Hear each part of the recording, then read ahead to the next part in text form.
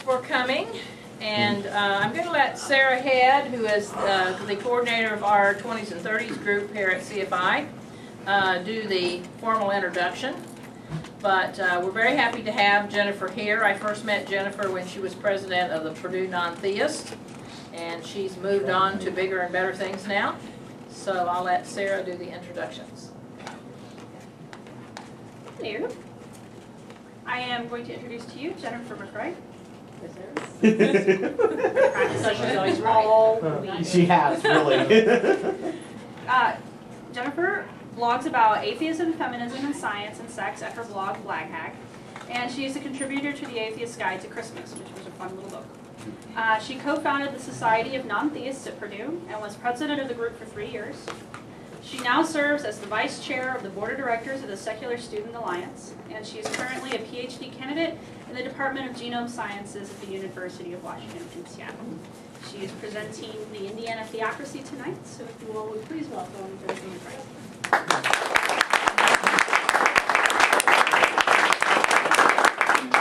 Thanks, everyone.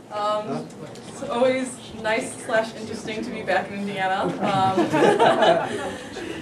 It's weird once I've now moved away for the first time. I lived in Indiana my whole life, to come back and sort of remember how it is and see old familiar faces in my family. And so I'm glad I can come talk to you today.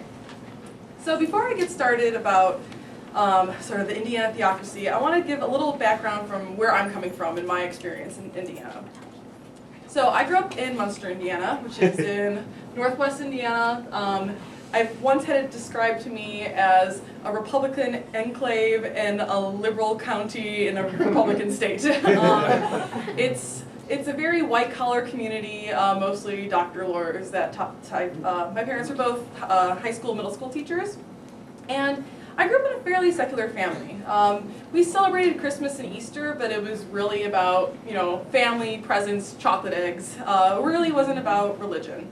And my community was actually fairly good when it came to religious topics. I had lots of friends who were from different religions, different sects of Christianity. I had Hindu friends, Jewish friends, Muslim friends. And in our little high school community, it really didn't form that much drama. Everyone pretty much saw that as your personal thing, a cultural thing. And we actually had lots of interesting discussions about religion. And for most of middle school and high school, I kind of waffled between a deist, atheist, agnostic, and that spectrum. And I was actually able to have a lot of really open conversations with my friends. And then I went to college at Purdue. Which one? And one in the middle. No. And to be frank, it was sort of a culture shock for me. I was a little oblivious as to what was going on in the rest of Indiana because since I was in Northwest Indiana, I really considered myself more of a Chicagoan. I knew what was going on in Chicago news and politics around Central Time, and I really had no clue what was happening politically in the rest of the state and sort of the mentality and the religious opinions other people had in the state. And when I first went to Purdue, I was expecting to see a similar thing in high school where I could talk about being agnostic, or I was still agnostic at the time.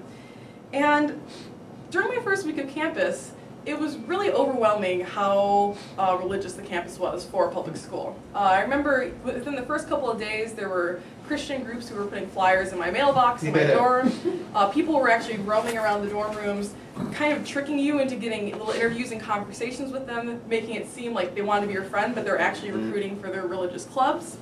And actually, the first week at Purdue, I was doing laundry for the first time in the laundry room, and I was reading Richard Dawkins' The God Delusion. And that is the point where I started to call myself an atheist. But I'm just passing time while my laundry is going. And there's another young freshman woman sitting across from me, and she's looking at me with this horror in her face. And eventually, I notice as she's kind of staring at me that she has a Catholic necklace around her neck. That's it was the Virgin Mary. And I'm like, uh-oh. And so finally, she works up the nerve, and she looks at me. She's like, "So what's that book about?" And I'm like, "Oh, it's about atheism." And she's like, "What's that?" And I think she knew. And I'm like, "Well, listen, you don't believe in God." And she asked if I was an atheist. And I said, "Yeah, I think so," because I was pretty far in the book at this point. And I'm like, "Yeah, I think that's what I am." And she looked at me and very sincerely said, then how will you ever find a husband? Now, I still consider myself a feminist, even though I was 18 and not quite aware of more worldly issues, and this really shocked me. I think my response was actually somehow along the lines of the fact that, you know, Jewish people tend to find other Jewish people to marry, and they're way more atheists than Jewish people. That just scared her even more. So that was not the right response. I think my secondary response that I kept in my brain was, why should I be worried about just finding a husband? But I soon learned that that was sort of the mentality of a lot of people on campus, that they had come from smaller towns in Indiana where they had never met someone who wasn't a Christian before, and they never really even contemplated life without Christianity. And because of this, I went on to found the Society of Non-Theists at Purdue, which I think some of our members are here. This was during one of our Pastafarian preaching days, where we would basically have a satire of the religious preachers who would come to campus, and they're spouting hellfire and saying how we're all damned, and basically anything from feminism to rock and roll, sending you to hell. And we instead would preach the flying spaghetti monster and say that, you know, becoming a pirate would stop global warming. And this was really popular on campus. We had lots of different fun events like this and creating a dialogue about being non-religious. But I founded this because I felt alone on campus. I felt like I was the only atheist there on a campus of 40,000 people. And I soon learned that I was terribly wrong. Our very first meeting, when I decided to start this club, which was sort of inspired by, I followed some blogs, Friendly Atheists and Fringula, who occasionally talked about secular student alliance groups. Like, I knew people were doing this elsewhere. And when I first started the club, I just picked an arbitrary time for the call out, got a room that held 40 people, and then 120 people showed up, and they were spilling out of the hallways. So I underestimated it. But the reason why I underestimated it was people were afraid to speak out. They didn't have that safe spot on campus to be able to be open about this. And so I feel now the club is still going. I'm speaking there on Thursday, which is going to be fun, my own little group. And it really has provided a safe haven on campus where you can have this discussion where you weren't able to do it before. And since then, I have graduated. I graduated 2 years ago, and I'm doing my Ph.D. University of Washington in Seattle. And Seattle's very different from Indiana, if you know anything about it. And that was like an opposite culture shock going there, where now I'm living in a place where if you're religious, it's seen as weird. A lot of people are, I think 1 in 4 people are atheists, explicitly that word. Most are, if they're religious, they're just vaguely so. They have the term and never go to church. There's the one main megachurch is Mars Hill, and everyone kind of looks at it like, oh, that's the wacky people. And it's a really different culture. But one of the most interesting things I've learned since I moved, other than no longer being stressed out about being outed as an atheist, is how other people view Indiana outside of the state. Since I did live here the last 22 years, never really living anywhere else. And I learned that this is what they think of Indiana, which is not that accurate, I guess, for a large percentage of the state. People basically think I grew up in a cornfield and there's nothing else to the state. But that's when I tell them, no, there's more than corn in Indiana. And they don't get that joke because they're not from Indiana. And I have to explain it, and they're like, you have a beach in Indiana. It's like, not really. And I say, no, there's more than corn. They're religious people. Now, I actually really like this sign because this is the sign I passed every time I would drive between my house and Purdue University. It's on I-65. I see some of you recognize it. And it was kind of like the halfway marker for me, so I was like, oh, I'm almost there. But, you know, people do think of this when I tell them I'm from Indiana, too. I'm one of the only people in my department who isn't from either West or East Coast. Yeah. And they basically look at me in horror when I tell them I'm from Indiana. And I've even had people insist to me that Indiana is actually part of the South, because they don't really know where it is. But politically, they're just sure that it's close enough, so it has to be more southern than I explain. Then when I explain that I grew up 30 minutes from Chicago, they just laugh at me and think I'm lying. But, you know, this isn't the only thing you can see driving around Indiana. I'm sure you've all seen this a lot. constant reminder that I'm in the minority in this state, or in this country, where this is now our national motto. The only reason I like these is when I see someone driving really poorly with a God we trust, breaking the law. Or fast. It's redundant. But the other thing I like about this is the representative who came up with this license plate, Philip Hinkle, which, Oh, if right. you've been following the news, he's very against gay marriage, but was caught soliciting Craigslist for a gay prostitute using his public email address. Sure. So not only is he a hypocrite, he's kind of dumb. You know, when I tell these stories to people, it's not just college students on campus trying to convert you with the different 50 Christian groups they have at Purdue alone, and it's not just driving around the roads. It's a bigger problem than that, as I'm sure most of you are aware. And this is really what got me, after I graduated and moved away, I got really interested in Indiana politics. And it's because of Mitch Daniels. So Mitch Daniels came out with this quote not long ago, and I'll read it for those of you in the back. If there's no eternal standard of right and wrong, then all that matters is power, and atheism leads to brutality. All the horrific crimes of the last century were committed by atheists, Stalin and Hitler and Mao and so forth, because it flows very naturally from an idea that there is no judgment, there is nothing other than the brief time we spend on this earth. Atheists ought to think very carefully about how different it is from the American tradition. So let's just ignore the fact that he's doing the trope that Hitler and all those people are atheists, since Hitler is very not an atheist. But you know, this is our governor, well, your governor now, I can say that. Now vote in Washington. Sorry, you lost my vote. I can't help you out anymore. This is our governor, and he's saying that atheists are amoral and un-American. And he's saying this seemingly without any inkling that this is probably a bad thing to say. And if you imagine, what if you replaced atheists with Jews, Muslims, blacks? Huge controversy. It would have gone crazy. You could have been kicked out of office if you were saying something that terrible. But atheists, it's still okay to pick on them in the state of Indiana, and in many other states.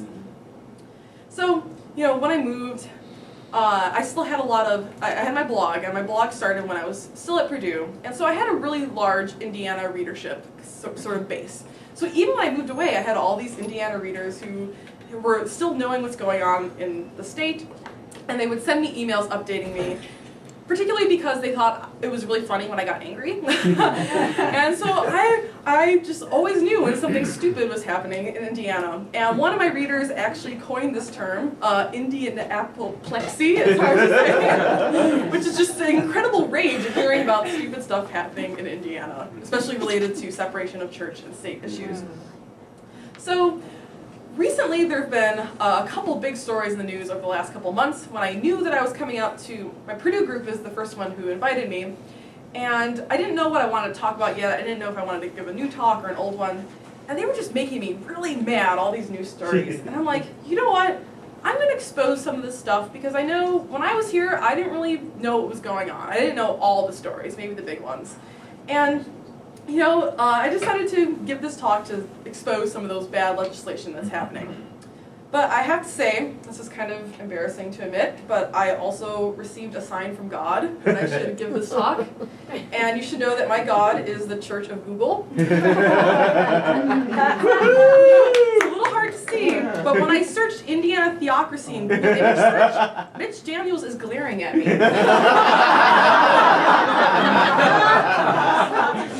I did not doctor this at all. This is the first page of hits. I laughed for a good while when I saw that. I'm like, this is a sign. I must do this. So, you know, Mitch Daniels is already disapproving of what I'm saying. I think I'm doing something right. So my goal for this talk, even if you already know some of these stories, is to make you angry. Now, does anyone here read Greta Christina's blog or writing? I see some nodding in the audience. Greta has a wonderful piece about atheism and anger. And people are always like, why are atheists or secularists always so angry? And her main point is that we have things to be angry about. And we should be angry. We should care about these things. And so that's why I want to make you angry, because anger can be a motivator. And even though I'm not in this state anymore, I don't want it to see it get even worse. I still have family who lives here, I have friends who live here, and that legislation affects them. And you know, it affects the reputation of the state. I don't like introducing myself from Indiana and people look at me like I'm a super religious hillbilly who's about to say that they're going to hell for some random fact. You know, I don't want people judging me. I've run into people who are convinced that Purdue is a religious institution and not a large public university. I want to get rid of those myths by making Indiana better. So, I have a couple categories that I'm going to go through for bills. And actually, bad science is going to be the shortest, because I do have to give Indiana credit. It usually ranks highest for some of their science curriculum in the country, which is always shocking to me. But it actually is very good in terms of evolutionary biology, which is why people want to ruin that. So I'm sure most of you are familiar with this one. It got a lot of media attention that they wanted, there was a new bill that they wanted to inject creationism into the classroom yet again. This was by Representative Dennis Cruz. Or is it Senator? Senator, sorry. And the bill said that the governing body of a school corporation may require the teachings of various theories concerning the origin of life, including creation science, within the school corporation. Now, obviously the glaring error here is that that is not a competing theory to the origin of life. In fact, evolution is the theory to the origin of life. There are no good competing theories so far. But try telling that to him because he's already submitted the same exact legislation 2 times before this in the past. So he's trying hard to keep this going. And this caused a lot of rage in my blog because I do study evolutionary biology, and it's because Indiana is such a good state for teaching evolution, I didn't want our one good thing to be snatched away from me. But I have to give it to another senator, V. Simpson, who amended the bill to read, the curriculum for the course must include theories from multiple religions, which may include, but is not limited to, Christianity, Judaism, Islam, Hinduism, Buddhism, and Scientology. Poison pill. Exactly. She put the nail in the coffin of that bill, because no good Christian senator is going to vote for Scientology, or really any of those things other than Christianity.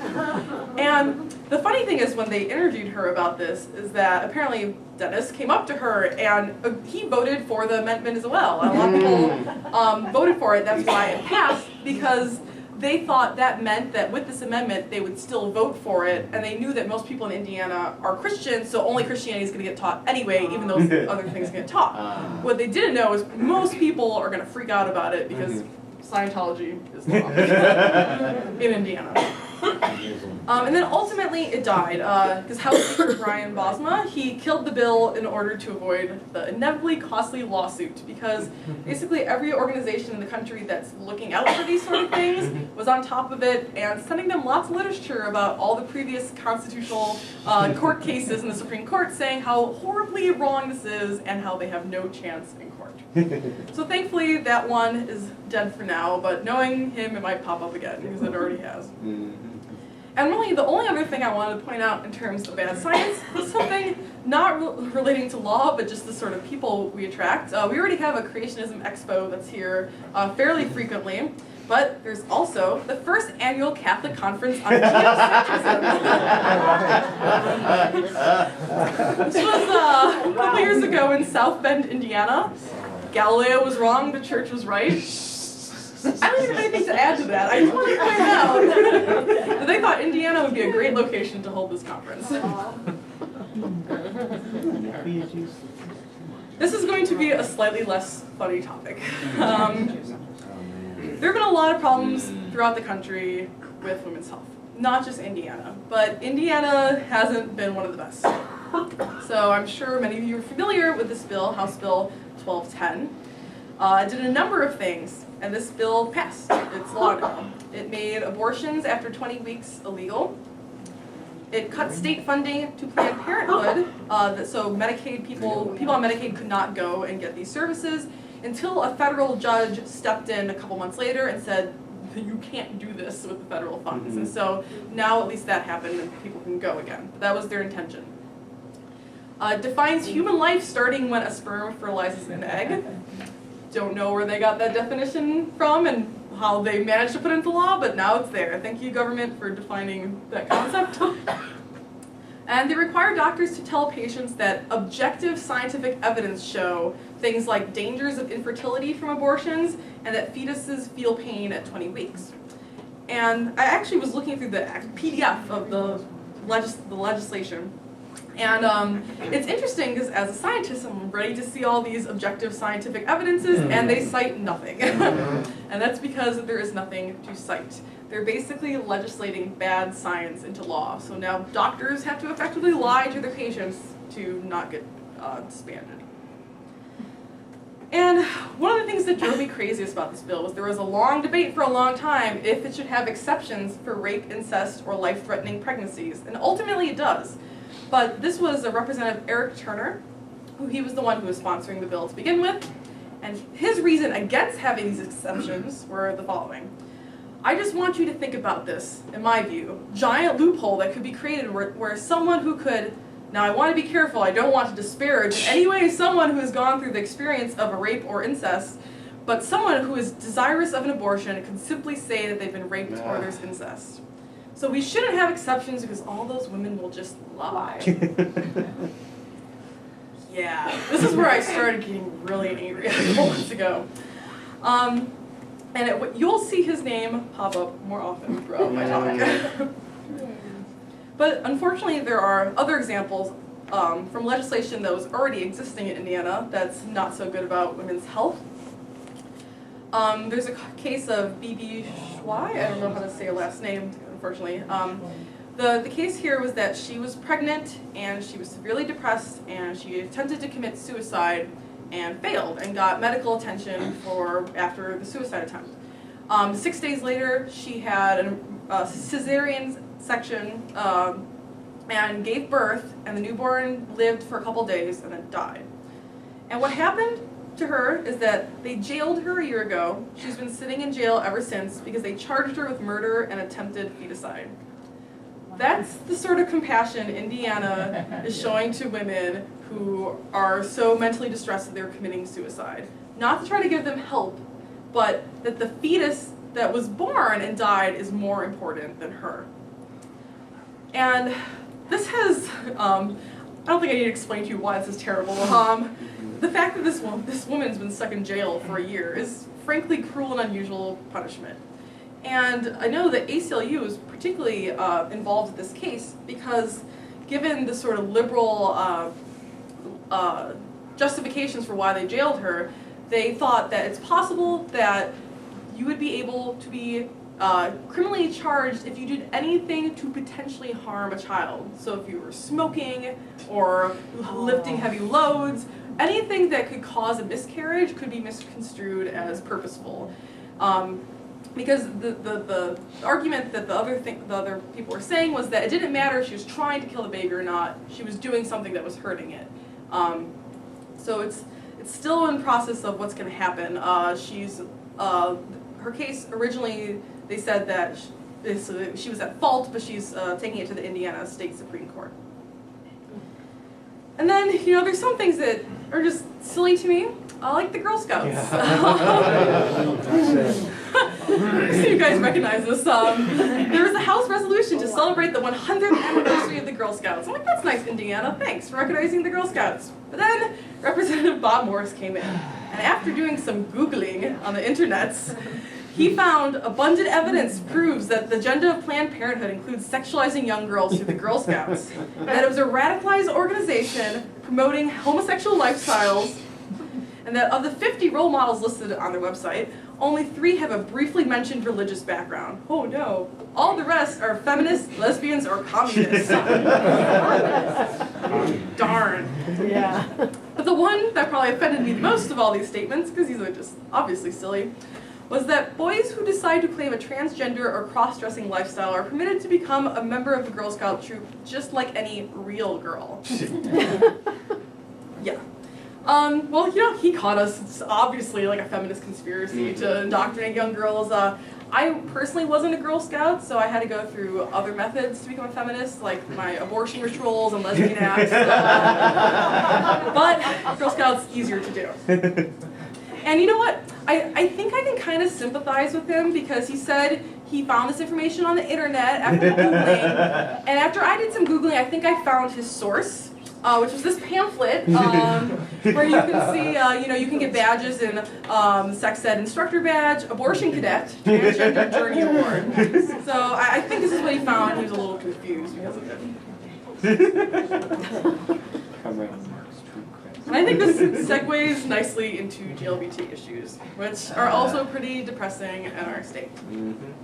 Speaking on the same transgender issue, this happened a couple months ago, where Erin Vaught, a trans woman, she went to Ball Memorial Hospital in Muncie, and she was coughing up blood. She went to the emergency room for help. And the doctor actually refused her treatment because of the transvestite thing, and during the whole process, she was referred to as a he, she, and an it, and laughed at by all the nurses and staff. Now, this isn't legislation forcing them to do it, but this is the attitude in Indiana towards transgender people.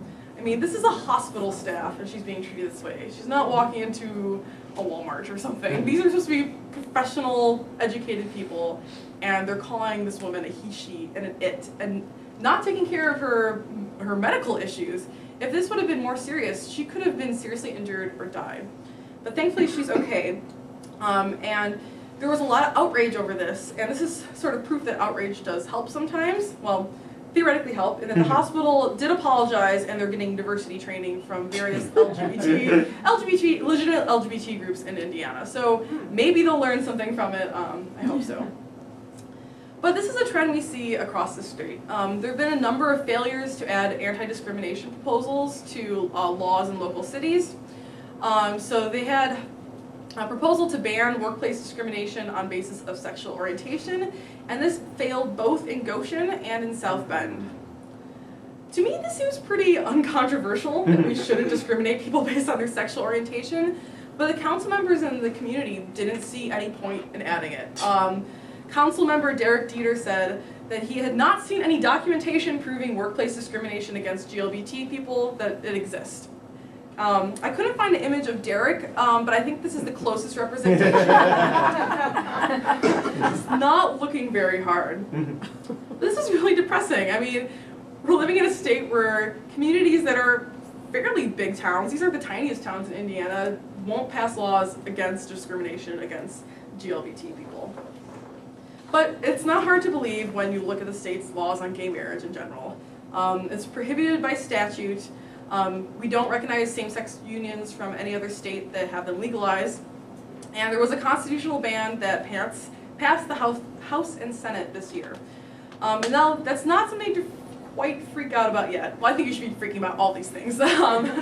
Because what happens in order to make it an official constitutional amendment is it has to pass again with a different legislator, so in either 2013 or 2014, and then it has to go up for a referendum for a vote. But seeing how the Indiana public treats other people in these issues, that doesn't leave me with a lot of confidence right now.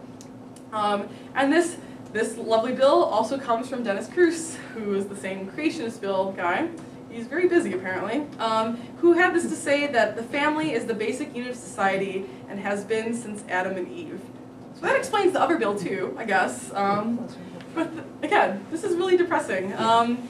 You know, I feel like in the long term, we're gonna win this battle and we're gonna see gay marriage across the country, but people like this and Indiana is going to go down in history as one of those states where they were the last ones to come into the modern century.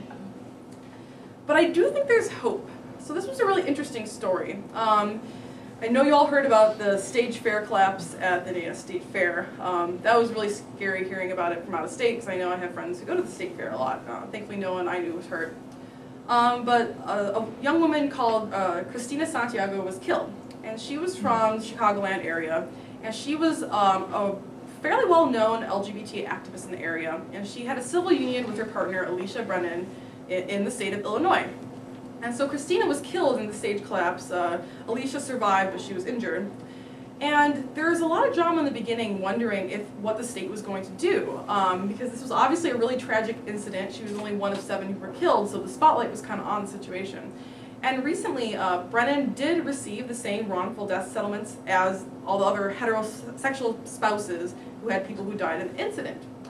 And so Indiana took the view that they were just trying to, make this go away, that this was a tragedy, they don't want to deal with it, they don't want to be seen as the bad guys, obviously.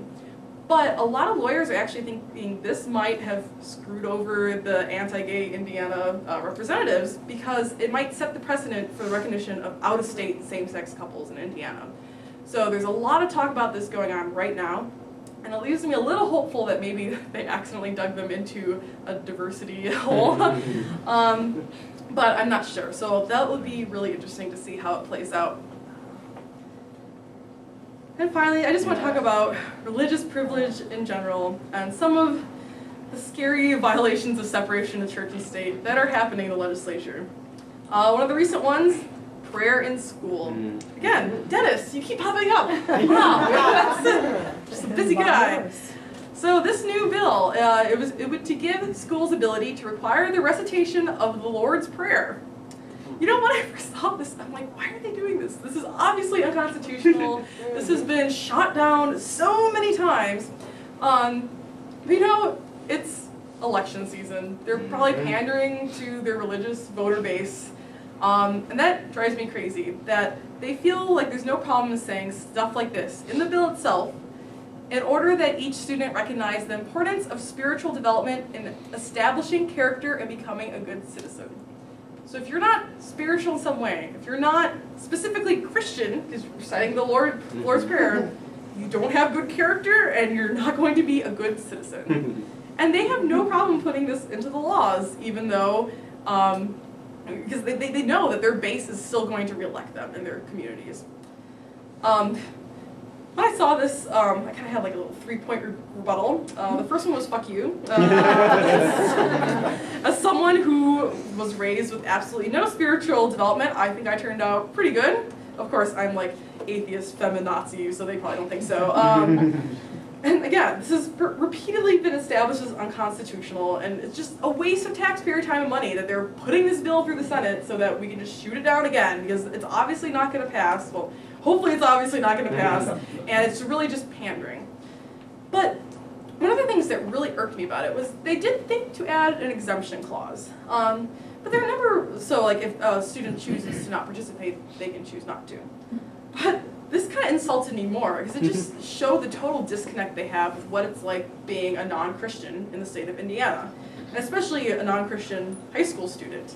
What were high schools like when you were in it? If you were the one person doing something different, especially with an issue like religion, is everything just going to go dandy? No, you're going to be totally ostracized from school. So you basically have no choice but to say this prayer or become a pariah in high school. And we've seen this happen. I don't know, how many of you have been following the Jessica Alquist story in Rhode Island? A number of you. So Jessica Alquist, for those of you who don't know, she was a sophomore high school student in Rhode Island who they had a prayer banner hanging at her school. It's obviously a Christian banner. And she said, hey, can you please take this down? This is violating the separation of church and state, and I'm an atheist. I'm not a Christian. This is the public school. And basically the battle ramped up because the school would just not take it down. ACLU got involved. They said, look, just please take it down. We won't sue you. And they still would not take it down. Finally, she won her court battle about a year after this whole started, and they had to take the banner down.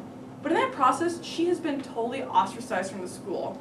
I think she's thinking or has switched high schools because she can no longer go to this one because she's constantly screamed at, mocked. She's lost all of her friends because they were all religious. I've met her personally, and she said one of the worst things was they're required to say the Pledge of Allegiance, and you can choose not to do it, and she'll still stand and say it anyway, but during the under God part, every student in the room turns to her and screams it at her. And you're thinking that you can just add an exemption clause in there and the atheist students would be okay.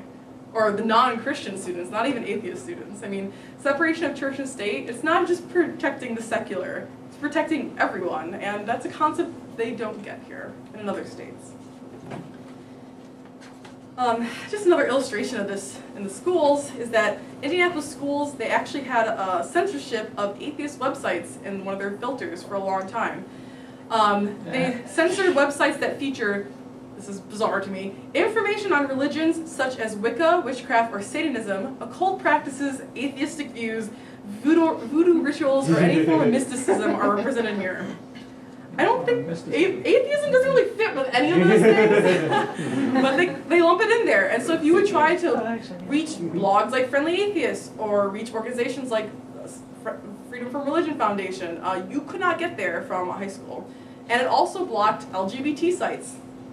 They couldn't have any site that provided information regarding supporting, promoting, or catering to one's sexual orientation or gender identity, including but not limited to lesbian, gay, bisexual, and transgender sites. I really like how they kind of weasel out of this, and they say including but not limited to, but they never list straight. they conveniently leave that one off. But this again is sort of a hopeful story, because what happened is, once people found out that this was happening, the Freedom from Religion Foundation sent a lot of nasty emails to the Indianapolis School District, and they actually did change the policy and put in explicit wording about pro-diversity wording. So these sites are no longer blocked. So I just like to point that out that, sometimes it helps to get full of rage about this, send lots of angry emails, threaten to sue people, and occasionally it does work out. But probably one of the scariest stories I heard in terms of lack of separation in church and state in Indiana also happened recently, and that's daycare standards. So I don't know if you guys are familiar with this, but there's a difference between secular daycares and religious daycares. And this isn't only in Indiana, but Indiana is one of the worst states for it. So in secular daycares, you have to be licensed by the state, but in religious daycares, you only have to register, get your name on a list. And what that means is that secular daycares, well, first of all, secular daycares are actually outnumbered by religious daycares in Indiana by about over 100. And what this means is that the secular daycares have 192 rules they have to follow, and the religious daycares only have 21. So these are rules about, health and safety, food preparation, and one of the most important things is actually the number of adults tending to the children. So in secular daycares, you have to have one adult for either 4 infants or 5 toddlers, and in religious daycares, there's no regulation. So you could have a room full of 30 babies and 1 adult watching it, or even no adults watching it, and you're technically okay. And the reason this happens is that these religious daycares, they don't want the government coming in, and basically what they see is restricting their religious liberty by putting these rules on how they run daycare. But when you think of what the purpose of a daycare is, it's not about Jesus. It's about actually caring for the children, and they say that themselves when they're doing it. They're trying to be watching people's kids. And the fact that there are so many religious daycares that don't want to stand up to health standards is really scary. And this has consequences. This photo at the bottom was from last month. It was from Praise Fellowship Assembly of God in Indianapolis. A 1-year-old drowned in a baptismal pool. So was left alone. And the scariest thing about this was that they already knew something was up with this religious daycare. They had 18 violations in November. They had spoiled food found and no criminal background checks for any of the people who were employed there. But this is getting away with it because they can't pass legislation to make religious daycares have these standards because all the religious people and all the Christian people are defending it. Now that I've depressed all of you, is there any hope? So if you don't recognize this, this is actually a sign from the Creation Museum, which I'm proud to say is in Kentucky, not Indiana. That's barely. It's really close. It kind of seeps in a little bit. The billboards are down there. And I'd like to say there is hope. And I always like to end even my scary, angry, sad talks on a positive note. So I wanted to give some advice that I'm going to be giving to all the groups I'm speaking to on how we can try to change this. And I don't think it's going to happen in a day or maybe a year. And I think a lot of this stuff in the national movement is going to help overall because you just really need to change people's opinions about how to treat religion in the public sphere and how atheism is perceived. That right now we're the least trusted minority in the United States. We're the least likely to ever get voted into public office. That's behind Muslims, Mormons, gays, women, black, Jews. We're at the very bottom. Well, I think we're tied. I think we're tied with rapists, actually, in trustworthiness. There was a study that came out. Atheists and rapists, not the same. But I think there's something we can do on a local level. The big one is to vote. Now, Now, I'm just going to assume, so I don't rage at you guys, that all of you vote. But you should also be convincing other people to vote too. And I say this from personal experience. Now, I always voted in elections in Indiana after I turned 18. But when I grew up, I sort of felt like there was no point. I grew up always looking at election results, seeing a red map, and seeing basically all my values, the opposite, getting voted in. And then it wasn't close. It wasn't like 51, 49%. It was a landslide most of the time. And it really discouraged me. And it really made me feel like, why should I even bother? My one little liberal vote isn't going to make any difference. But I became optimistic in the last presidential election. It was actually my first presidential election I got to vote in. And I'll say I voted for Obama, and we went to Obama. And I almost peed my pants when I saw Obama. And I don't want to get into politics about what Obama's done so far, if he's a great president. But I think it stands as a symbol that if you motivate people enough, and you see that there's an issue worth changing, we can tip the scales in Indiana. When you looked at that map to see where all those blue counties were, they were really in college districts a lot too. And I think that's a big thing, is that especially young people are jaded because they've lived their whole life in a red state and they have no other thing to base it off of. And they're the least likely to vote. So if you have friends, make sure they're registered. If you have children, make sure they're registered. If you have friends who have children, make sure they're registered. And you know, I think a lot of people do think that voting in Indiana is pointless, but we have to make that message that it's not, that we can affect change. Another thing we could do is be more vocal about our atheism, agnosticism, secularism. I think something like the Atheist Out campaign, maybe this using a scarlet A that a pin you wear isn't the best way to do it. But, well, it helps sometimes. I have worn my scarlet A and have random people ask me, and I tell them I'm an atheist, and so it gets the conversation going. But just being out makes a difference. There have been a ton of studies showing that with GLBT issues, the number one thing that's going to make someone be pro-gay marriage is to know a gay person. And that's not know a gay person but not know they're gay. To actually know someone who you know is a gay person. And the same thing applies to atheists. There have been studies that show that if someone knows that atheists exist, they're actually more trustworthy towards atheists. They trust them more. So I know it's scary, and I'm a little hypocritical in that there are 2 people on this planet that don't know I'm an atheist, and those are my grandparents. But they already vote Democrat, and they live in Illinois, so it doesn't matter. But I think it's really important that we start talking about this more, and we can't be ashamed and scared forever about what our beliefs are. And the more we start showing that there are atheists who live in Indiana, the more that we'll be able to affect change in the state. And part of this is just to be more vocal in general. And one of the ways to do this is to contact representatives. I know everyone says this. And I know at Purdue I was bad about this. I was a letter to the editor person. I think I had like 2 per year at Purdue, and I would tech them all up because it made me feel better that I wrote that letter. But I probably didn't really change any minds or policy in the process. I might have attracted some like-minded people to the club or something like that. So I think they serve their purpose, showing that you're not alone. But if you want to do actual social and legal change, it's actually not that hard. And I think a lot of people are just really intimidated by it. I know some of you are already doing this, but if you're not, it can be easy. And it's not just sending a form, email, or petition. Take the time to write a personal letter explaining why you are for or against a certain bill. And I mean a letter with a stamp on it, because no one does that anymore, and they're really impressed when you send a real letter. It may do nothing, but it may do something. Another thing is to actually call their office. I mean, they have office phone numbers for a reason, and one of the things you can do when you call is to schedule a personal meeting. They're your representative. They're supposed to be meeting with you, and they will schedule meetings. Are anyone going to the Reason Rally this weekend? Oh, a couple people. Woo.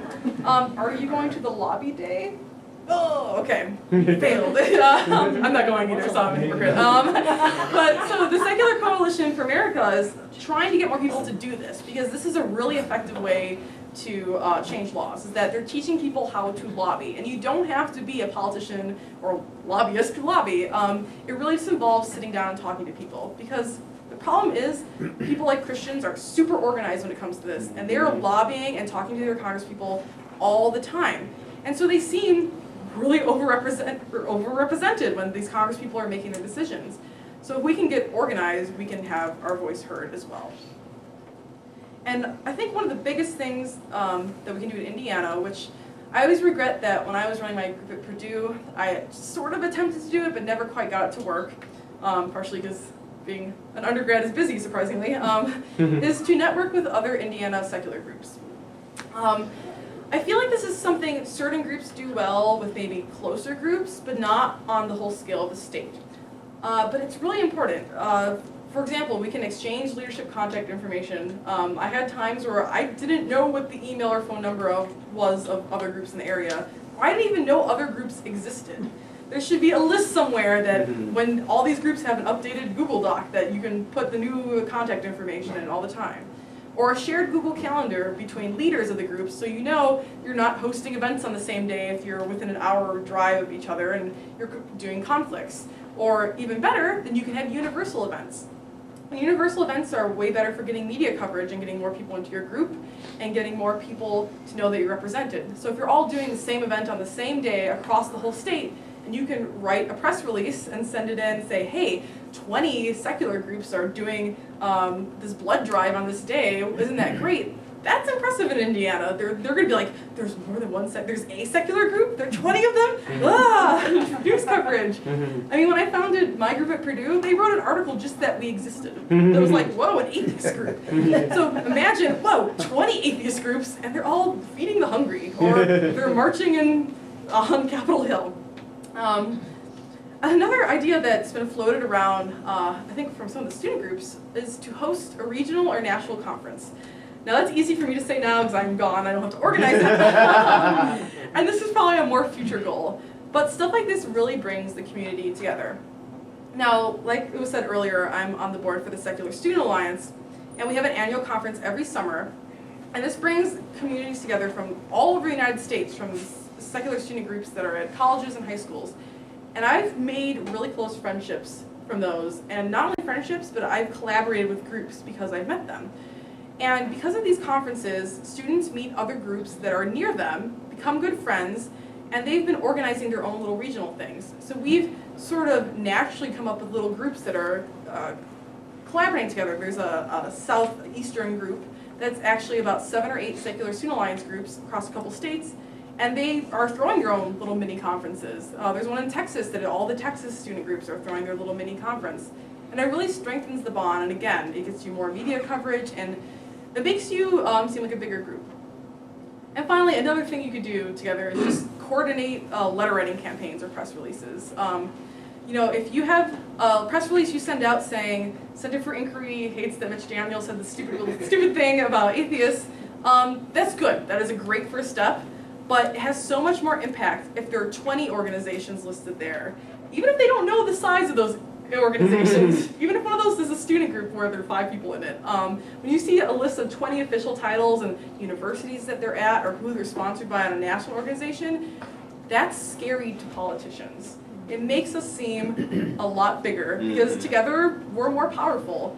And this is the exact tactic, well, that's why it makes me feel dirty for saying this, but it's the exact tactic that religious groups are doing, is that they are so well coordinated that they seem bigger than they are.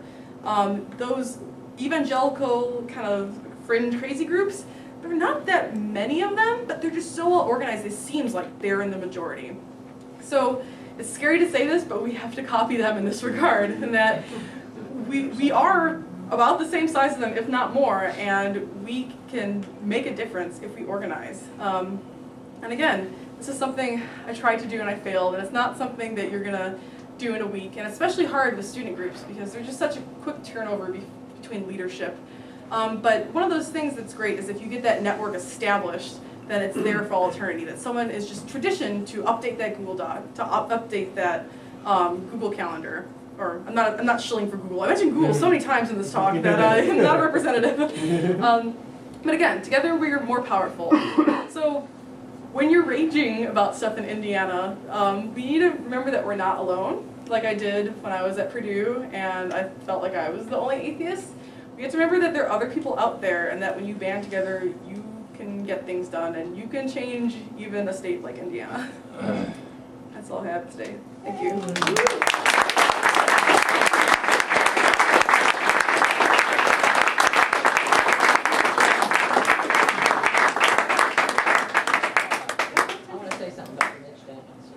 go ahead. I don't know how many of you are aware, but that quote from Mitch Daniels, I mean, it's on tape and everything. He said it at a Fort Wayne news conference. I wrote 2 blogs about this, which were linked in your emails about 2 years ago. And I also wrote a letter to Mitch Daniels and said, who we are, invited him over. We're only 5 blocks from his office. Come over and get acquainted, because he obviously doesn't know much about atheists. Okay, sent it by regular mail. Waited about 2 months, no response. Faxed it over. Waited longer, no response. I was also in contact with our national people because we were thinking about making a national press release from the big organization about him. And what we decided at that time was to hold it and wait to see if he ran for something bigger. And then if he ran from something bigger, we were going to blast out a national news release on it. So, no response. I mean, never even acknowledged. But we're not real people. No. I know, but just to show you, okay, he did not even acknowledge that he got the letter, that he got the fax, okay? I mean, he totally ignored it. I mean, he at least could have said, I got your letter, whatever. I said, I'll meet you any place, I'll talk to you. We're 5 blocks from your office, come over and visit us, find out who we are. No response. Well, he knows you're immoral, why would he come? That's right, but I just, I don't know, some of you knew about it at the time, it's been a couple of years ago, and we got a lot of new people, but, we did do that, okay? And I think, like I said, it's great that we are doing stuff like this, and I know we had our own local issues at Purdue too. But I think that's why banding together can help so much, that it's easy for Mitch Daniels, maybe we'll never reach someone like Mitch Daniels, but it's easy if there's a smaller politician or state representative in Indiana who says something like that, and they get 20 letters from different groups, that's a little scarier than one. One is they can see it as a fringe group they can ignore, unfortunately, I think. But that's why I think getting organized as a big cohesive group is so important. Another thing's on that daycare thing, there's a little bit of connection between some of the other stuff on that too. I was told by a lobbyist over at the State House who knows a lot of the background that the reason that some of the legislators were voting for this thing, like the creationist bill, some things, was because they have the religious right people on their back and they're going to run people against them. Why? Because they're pushing for the regulation of religious daycares. And so they had to try to prove that they are voting for religious right stuff. And, because they're threatening to run people against them because of the religious daycare thing, which is pretty ridiculous for kids. Yeah, go ahead and ask somebody else. I was just going to add that to prove that Indiana's not the only state doing bad things. Kansas is worse. Well, yeah, don't get me wrong, Kansas. Alabama, Mississippi. I have a whole other presentation I can pull up. But in Washington, we recently had a vote for gay marriage, and it passed. It's going to be up for referendum in November, though we think that's right. So, no, it was signed, but the way Washington politics work, that if you come up with a referendum that's basically against it before the law goes into action, it basically can try to cancel it before it goes in there. It's complicated. But what happened was that there were a number of Republicans who crossed party lines and they voted for gay marriage. There were about 5 or 6 of them. And then national organizations like National Organization for Marriage was the one. They came in saying, if you do this, we're going to donate hundreds of thousands of dollars to the campaign of whoever runs against you, no matter who it is. And that intimidated a couple people to not do it, but it was still enough for it to pass. So I have to give kudos to those people for doing it anyway. But sure. I think it's tempting to dismiss reactionary legislators like Dennis Cruz as ignorant fools. I think they know what they're doing. I think in many cases that's a mistake. Because there's method in their madness, and it's not just Indiana. There are at least 30 states where state legislators are pushing a religious envelope. Most of them expect to be defeated at the district court level, and even at the circuit court level.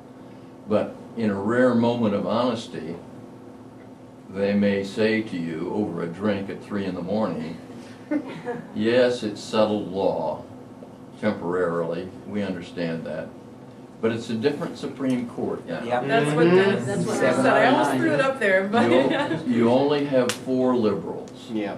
on the Supreme Court, and if we can just get one of these cases up there from any state, Yep. it will have a dramatic effect. Mm-hmm. Dennis Cruz actually said, why should I let a constitutional issue stop me from doing what I think is right? Well, he's counting on the Supreme Court change. He Yeah. said Yeah, this is a yeah. different Supreme Court. the blue. Yeah, I saw a while back, Sam Harris was online talking about making a real strong association with the A word and as a group, and thinking it was a mistake a little bit, and that you're losing some potential allies by doing that. I have a lot of friends who are Baha'i or Mennonite or Buddhist, whatever, who are sort of live and let live, sort of individually religious without being politically religious. And I find a lot of times those are people who are really like-minded when it comes to public matters. They have no problem with gay people getting married. They don't have a problem, they understand separation of church and state. And by waving the atheist word as sort of as the unifying banner, do we risk losing a lot of people who could be working with? Well, I think, I'm talking to a secular skeptical group, so I focused on that. But you could obviously have bigger coalitions of people. I know at Purdue we were pretty close to the Episcopalians. Yeah, like they love our group for some reason. Like we're just like buddies. We like watch Simpsons together and eat pizza. And like people like them who shared the same general values as us, same values about separation of church and state, and gay marriage, and women's rights. They weren't scared away by the atheist word. And I think I disagree with Sam Harris. I see it as I'm reclaiming atheism in a way. I don't think it should be a bad, scary word. And I think the longer we try to skirt around it, that people are going to keep having that reaction. And I say that because when I initially founded my group at Purdue, I called it the Society of Non-Theists because I was scared of the word atheism, and I was scared of how people on campus would react to it, and people wouldn't cooperate with us or talk to us at all. And all I found with that was that no one knew who we were. And I basically just ended up having to explain, well, most of or all of us are atheists or agnostic, and just explain it more. So the point came up anyway, eventually. So I take the viewpoint that we shouldn't hide from the issue, and that there are plenty of religious people out there who are happy to still work with atheists. But it's my opinion. Sure. Are the Secular Student Alliance chapters working on this voter suppression, voter ID, voter hurdle thing for young people? Because it's going to be very important. I think some might, but it's something the national organization is hesitant to mandate just because we're a nonprofit. And so anything sort of more like, if people are saying explicitly like, oh, Republicans are being bad about this, that we can't do that. We'll lose our nonprofit status. So we haven't officially organized anything from the national level, but I think there are some of our affiliates who are doing things like that. But I think that would be an interesting seed to plant in people's brains, because obviously that affects lots of college students who obviously are generally going to vote for things like this. Well, that's where you would think the League of Women Voters would help. But I found them very unhelpful. It's almost as though they're Republican. I don't know. I mean, they just don't want to help us. I don't know. But you would think they're a national organization, and we should kind of work in concert with them. No, I think we have a lot of allies out there, especially with the whole war on women we've been seeing around the country. I was in Minneapolis yesterday, and I gave a different talk. And it was all about basically how religion and conservatives treat women and sort of the recent war on women. And one of my main points that I make is that we're natural allies with a lot of these groups, and that it is a lot of religious motivation that this is coming out of. So we have something, we might not agree on everything, but we can definitely agree on this topic, and that maybe we should be the ones extending the olive branch, because it seems like women are getting the main hit in women's organizations, that we should be saying, hey, we care about this too, we support it. Obviously not every single one's gonna like that, because again, the atheist stigma, but I think a lot will. I mean, feminists tend to be less religious on a whole, anyway. A question on evolution. I think you majored in evolution, is that right? Yep. My understanding is that the theory of evolution really doesn't say anything about the origin of life. It talks about the evolution of life, as the name implies. Is that your understanding as well? Yeah, it's other things like abiogenesis that's talking about the actual origin. And that's one of the ways that they can spin it, basically, because they either don't understand it or they want you to not understand it, and so they misuse the words. But evolution is the process from you already have life, or at least chemicals of life created, and the process of diversification after that. They even lump cosmology into evolution when they're making the arguments. Oh yeah, I have a great slide. A great slide from the Creation Museum where it's this winding path, and at the bottom it's like evolution of dinosaurs and evolution of single cell organisms. But when you go way back, it's like evolution of planets and galaxies, the universe. I'm like, that's not what that means. So I don't know if it's just total lack of understanding or if they're purposely doing it, or a combination of both. Have you yourself gone to the Creation Museum? I have a whole talk I give on it. She's got a beautiful 9-part post just ripping it to shreds. As a scientist, read it. Yeah, You don't need to go there to find out you don't need to go there. That's precisely what I say at the beginning of my talk on the Creation Museum, is that I went so you don't have to give them money, and this is why I'm telling you what's in there.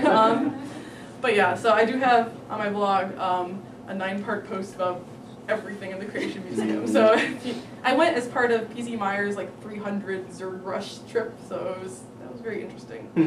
300 atheists all went to the Creation Museum at once. And they knew we were coming. It wasn't a surprise, so they gave us a discount. It's a good thing you weren't gay.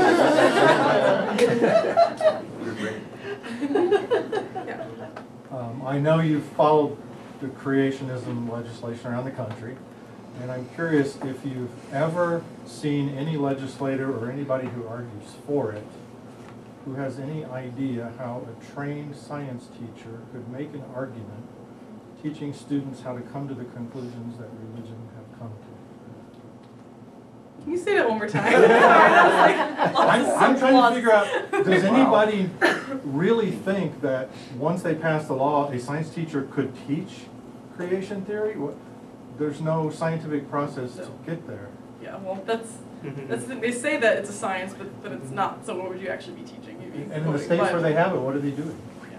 Well, one of the problems is that even in states that have really good evolution standards in the science curriculum, we find that a lot of the teachers still aren't teaching them. And it's a lot of them believe in evolution, accept evolution, not believe in it, they accept evolution, but they're so scared of getting fired because they're following the law. That their parents are going to complain, and that school boards are going to complain, and that they're going to get fired. I don't remember the exact percentage off the top of my head, but it was a scary percentage. A significant amount who were just too intimidated to teach it. On top of that, I was actually raised down in Bedford, and my teacher was also a creationist. And what they would do is they'd basically go, well, because we're required to teach this by law, therefore billions and billions, they say that it was billions and billions of years. And that section of the book maybe took a day. And then they basically rearranged it so you didn't even get a overview of evolution at all. I did not until I was probably about 22 understand how evolution worked, because we did not touch it in high school. We just rearranged it and then filled it out with other things in the book. Do they really teach young earth science then? No, they did not. They were not able to do that, but they just basically brushed over it, which is why several people have said, well, why don't we just hold the two teach it anyway, teach both competing theories, and then, well, they don't. They just brush over it, and then they just teach the creationism. So it does vary between district and district. I know I was in AP biology my senior year, and we did cover evolution. It wasn't extensive, but I think nothing in high school is that extensive. It was probably like a week unit or something. But My teacher was really supportive of it. Actually, when I was in his class, I was also in a composition class, and we had to do a debate paper. And the topic I chose with another person in the class was, should intelligent design be taught in schools? Because, you know, I was starting to get into that debate. And little did I know that the person who was doing the opposite side, who agreed to do it, was the daughter of a theology professor, and was a hardcore Christian, really truly believed in young Earth creationism. And she was very nice. I had no idea though. And apparently when she read my paper, she started crying. And then I became a blogger. But I remember before I submitted it, I gave it to one of my former science teachers who originally got me into evolution and actually introduced me to Fringula, and and my current one, and they were both very supportive and very pro-evolution. So it really depends where you are. And like I said, my town was kind of weird and not necessarily representative of a small town in Indiana. So, yeah. Oh, and random fun fact: if you go on Google Scholar and look up my name, you actually will find one of my papers from undergrad, but you'll find that paper too. My high school paper is on Google Scholar. I don't know where it came from because I did not put it on the internet, but you can see what I wrote when I was 17 about intelligent design if you want to. Go Google it. Any more questions? Yeah, being an atheist all my life, and all the atheists that I've known, they've all been honest, good people, educated usually. So I've always had the, I've always had the highest regard for atheists. But yet, when I'm in a debate or an argument, whatever, I find myself saying sometimes that, well, atheism just describes the fact that I don't believe in God. It has nothing to do with your morality. It has nothing to do with your honesty. It has nothing to do with integrity or whatever. Being an atheist doesn't mean you're a good person or a bad person. And people immediately jump to the conclusion, if you're an atheist, you're immoral, bad, communist, whatever. And so I say, no, that has nothing to do with it. And yet I know somehow that at least in my knowledge, all the atheists I know are honest, good people. So which approach do you think is better, or just depends on who you're talking to? I think it depends on who you're talking to, and it just depends on what labels you're comfortable with too. I know in the context of being at Purdue, I was in a lunch line once for somewhere, and someone random, I had no idea who this person was, and they asked me where I was going to church this weekend, and I was just like, I'm not religious, was my response. And that was okay. That was okay to not be not religious. But if I'm not going to use the word atheist because I just want to get on with my life and get my lunch and not have an explosive conflict. Looking back, I'm I should have just said it. It would have been a good story. I think a lot of people like terms like humanists because that gives some sort of moral framework, or skeptics that shows how you're arriving at certain conclusions. And I use multiple terms. And I think for some people, atheist is taking on a new meaning, that it's starting to be a little bit of an umbrella term and talking about having sort of science-based ethics. And, that's a semantic debate I don't know if I want to go into, but I think it kind of depends on the time and place, too. Got one more question. We got one more question? Sure. I'll go again. I'm a little bit more slippery about things. I tend to work around it for a while because atheist, right, in its very nature, is a sort of a rejectionist term. And so many religious people, their religion is who they are. And when you say you're an atheist, they read it as you're attacking their person in a lot of ways. And I feel like by doing that, I get nowhere with them. And I want to get somewhere.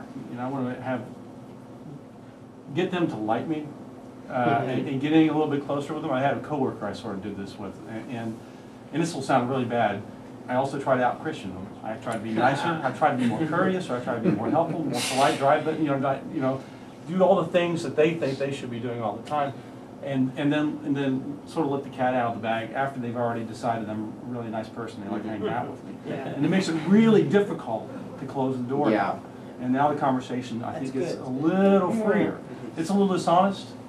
I think especially I'm okay with that. Indiana, that's a good tactic. Like I said at Purdue, I didn't always just say, I'm an atheist whenever I usually like, ramped up the conversation, not even in one conversation, sometimes it took a long time. In Seattle, I don't have to do that. So it is context dependent. And I think that's a good method, but I think it's also one of those things that sometimes you can't win. Because I've actually met people who, when they find out I'm an atheist, even though they know I'm a really good, nice person, and I have good ethics, they're like, well, Jen, that's because God exists and gave you those ethics. So I'm just like, so there's a certain point where I just kind of give up. But no, I think that there can be a point in kind of, well, being a good example. Oh, I think we're done, but I have one thing that I wanted to share because I found this hilarious and I forgot to bring it up during my talk. But so Sarah picked me up from the airport and she took me back to her place because that's where I'm staying. And while I'm there, I'm kind of practicing my talk. And all of a sudden she comes in, she's like, this just came on the door for you. And there's a how do you view Jesus pamphlet. Wow. With dates and events that we were invited to. And I can't escape it. I was in Indiana for 3 hours after not being here for a year, and I get a Jesus pamphlet. Is that a Jehovah's Witness one? I don't know. I don't really care. That's, yes, Watchtower Bibles. Yeah. So that's a sign from God. Oh, Indiana. They're watching. Well, I want to thank Jennifer for coming and giving Yes.